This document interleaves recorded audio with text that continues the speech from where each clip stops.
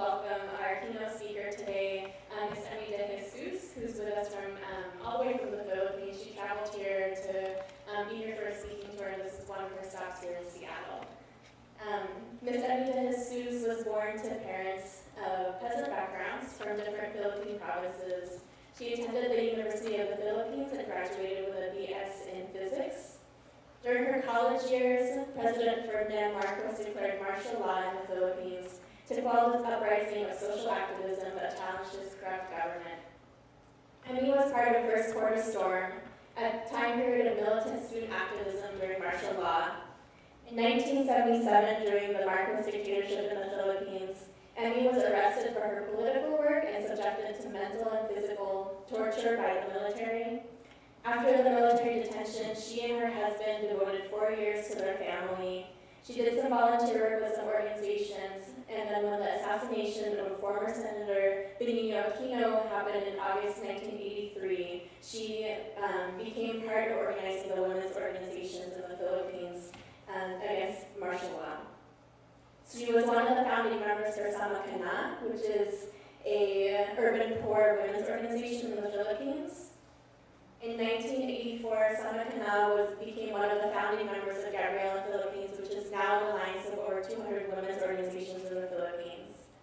Ms. Emmi of GABRIELA is now the Secretary General of that organization. In reflection, she says that 24 years of my existence have been fruitful as part of GABRIELA. With my 3 children now grown up and all married and 2 grandchildren, one each from my 2 daughters, I take pride that they know me not just as their mother, but as an activist. My being part of GABRIELA is not just delivering my work, but a way of life, a 24/7 thing, applying our principles to practical life. She's been active in anti-trafficking, GABRIELA being one of the most internationally recognized women's leaders in anti-trafficking, especially on sex trafficking in the Philippines. So if you'd all give a warm welcome to Ms. Emmi.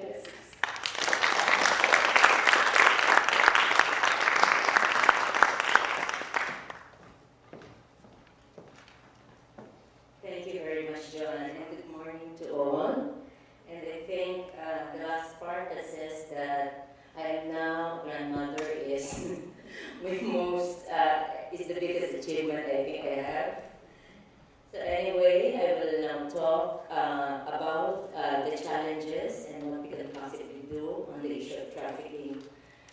I have my paper, and I'm just going to deliver it. So, sisters and brothers, I think we have 2 brothers here. We are gathered today to respond to a challenge, to contribute to the effort to put a stop to the phenomenon of human trafficking that has now reached a frightening level. It has become highly systematic, profitable, and borderless. Human trade is one of the most diversified, sophisticated, specialized, and relatively easy enterprise with advanced technology and governments' utter disregard and failure to carry out the responsibility to serve and protect its people. It is a fact that human trafficking is a multi-billion-dollar criminal activity that rivals the trade in arms and drugs. It is not only a very lucrative business that continues to rake in great profits, it continues to flourish unabatedly. It is more resilient to the current recession compared to little business enterprise and national industries. It is terrifying to know that each day almost 7,000 people from across the globe, people coming from the world's inaccessible villages from unknown countries, majority of them women and girls, are caught in the intricate web of powerlessness, abusers, and exploiters. And this is according to the UN estimate that there is a total of 2.5 million people falling prey to abusers and exploiters every year.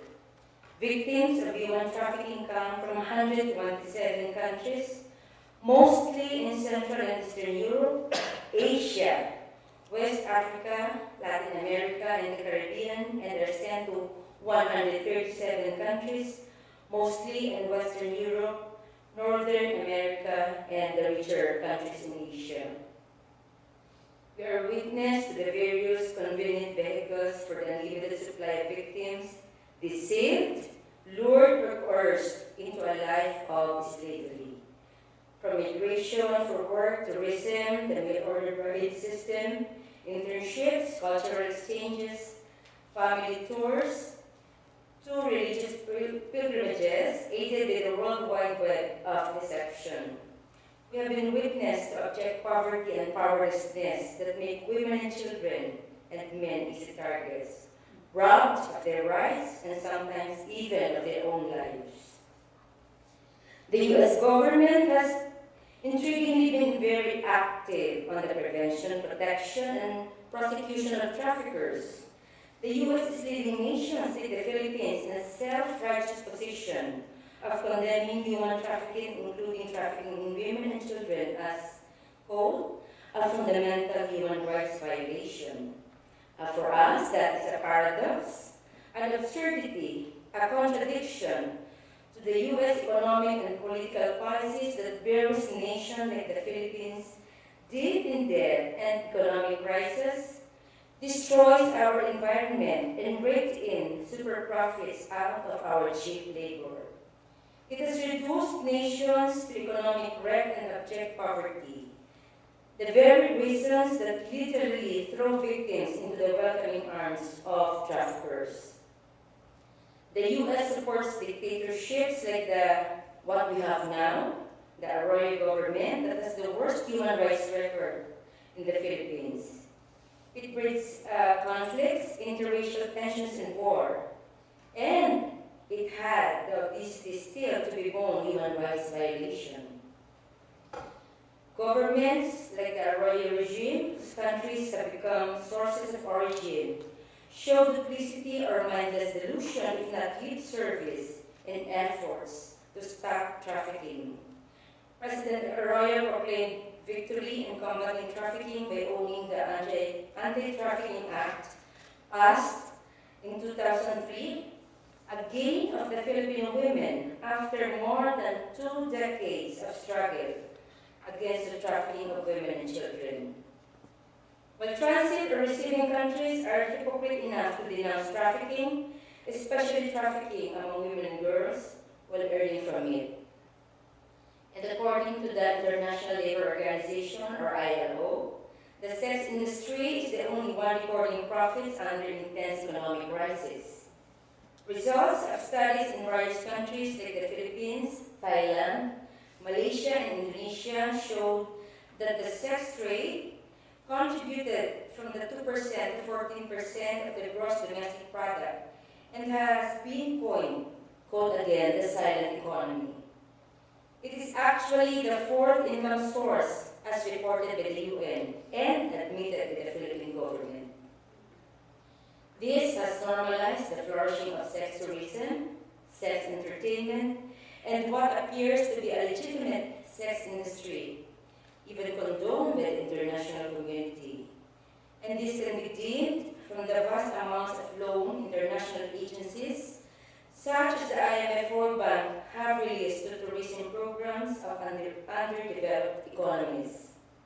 In spite of official denials, prostitution has evidently become a policy for many nations deep in debt to recoup deficits in trade. While we aim at punishing the human traffickers and that immediate aid should come to victims, we must expose the big responsibility of countries like U.S. that perpetuates the conditions that breed human trafficking in many underdeveloped nations. These rich countries, such as the United States, are finding out the truth that all those propaganda about globalization, the liberalized global economy, is nothing but propaganda. In reality, it has produced an unrestrained increase in economic refugees. When people lose their livelihood due to liberalization, deregulation, and privatization, they look as far away as they can beyond borders to find work.